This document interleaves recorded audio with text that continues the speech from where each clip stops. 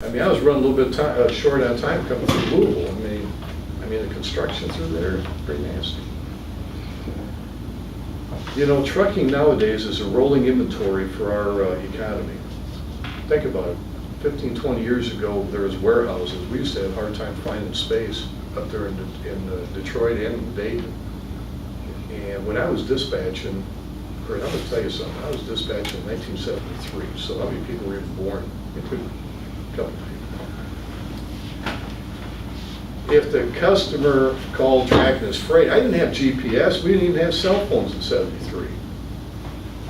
You know, you went to the truck stop, you had to have about 15 or 20 payphones. It was terrible.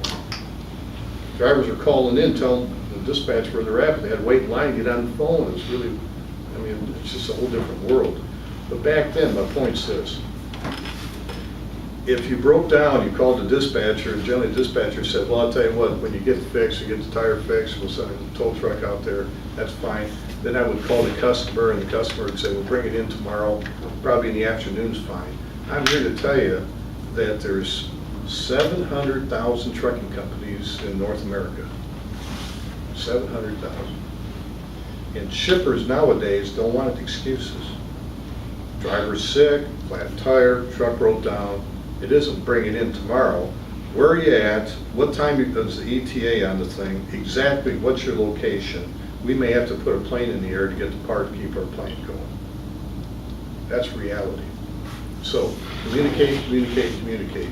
I said that earlier as one of the owners. One of my biggest pet peeves is people not doing a pre-trip. Number two is not communicating. And they don't teach you this in the book. Several years ago, we had a driver that joined us, and I don't know, Dayton to Detroit. Is anybody familiar with that area? Dayton, Detroit, I-75. There's only one way to go there. It's 220 miles. 220 up, 220.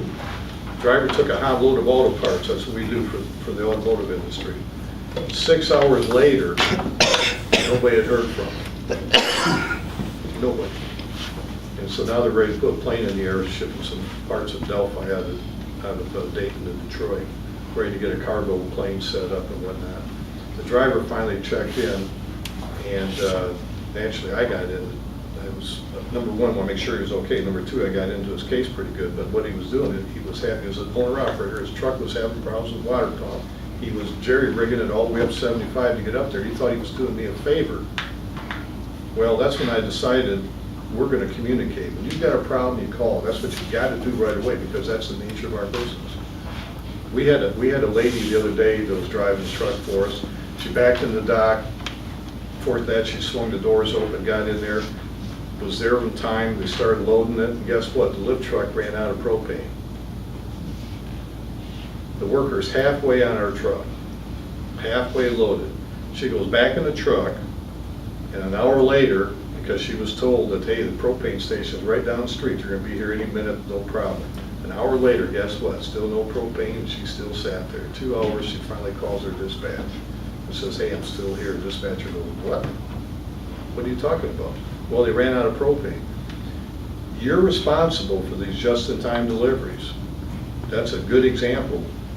Ran out of propane. Propane wasn't there. 2 hours later, that driver's supposed to be on the way. So, why do I tell you that story? Because time's important. I would rather have a driver call me and say, by the way, I'm tired, I got to take a little break here, or I got this issue, rather than not calling at all, because that just gives a bad reputation for the industry, bad reputation for you and for the company. Now here's a lady, for whatever reason, she just figured, well, you know what, they're out of propane, dispatch can't do anything. Communication's what it's all about nowadays. I get asked this a lot, why are there so many trucks on the road? Economy must be really good. Well, it is, but nobody is shipping anything. They make it during the day, they ship it during the late afternoon, and then the night, following day, it's in a pickup, Ford pickup truck, or a GM pickup, a car, or whatever they're manufacturing. We are the rolling inventory. 75% of all goods are handled by a truck. So everybody in this room is going to be a vital part of this economy. Whoever's going to be our president, who knows. But the years coming ahead, whether it's good or bad, you're still going to have to be a driver delivering America's good. It might be fuel at a gas station or a truck stop, or it might be automotive. That's what we want. But right now, these automotive plants, whether it's Ford or GM or Chrysler, they don't have a big old building next door with transmissions and tires like they used to. They're saying, okay, it's 11:30, that truck's due in here at 12 noon with the transmissions that we need for 12:30. That's how tight they run. And most of the time, just like in concrete, I'm sure they're waiting for the concrete, right?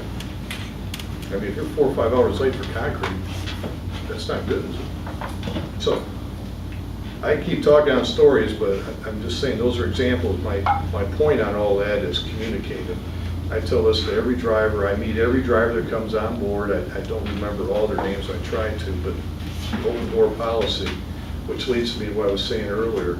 Wherever you folks go to drive, find out who the president is, find out if he's available, find out if the vice president. If you're not allowed in some part, I mean, this is where I get in trouble with my colleagues. If you're not allowed in certain areas, find out where it is, but you should always be allowed to say whatever you want about your truck, about where you want to go, questions about your pay. And if you go to a company, this is where I get in trouble too. You go to a company and ask too many questions, they say, well then, he's asking too many questions, he or she. Find out about it, because this is your livelihood. It's not just a job, it's a career, and you should be able to answer all those questions.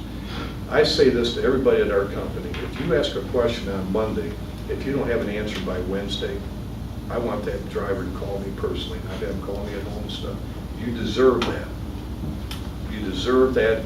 If you don't like it, or if you don't like what's going on, or if you were treated bad, you need to say something. You don't get a response back, a couple of days at our place, they call me.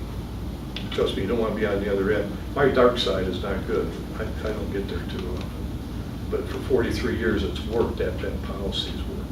And that's why I was really jumping on the fact when I got the opportunity to call the city. By the way, got this TT Transport Topics. I'm going to donate 16 issues, I think it is, John, isn't it 16, to everybody in here. Transport Topics is the read of the industry, and you're going to get it every week. And this is the first time we've done this. So hopefully, you're able to pick it up or whatever, but if you're on the road quite a bit. But every week that publication comes out, and it talks about all different modes of transportation. And it also talks about safety things, talks about brakes, talks about things that are going on in the industry. It's really good. I mean, I don't want to say it's the Bible, because there's only one Bible. It's the main read. Okay, got a couple minutes, and then I guess they're going to cut me off here. So I hope I got a couple questions spurred. Anybody have any questions?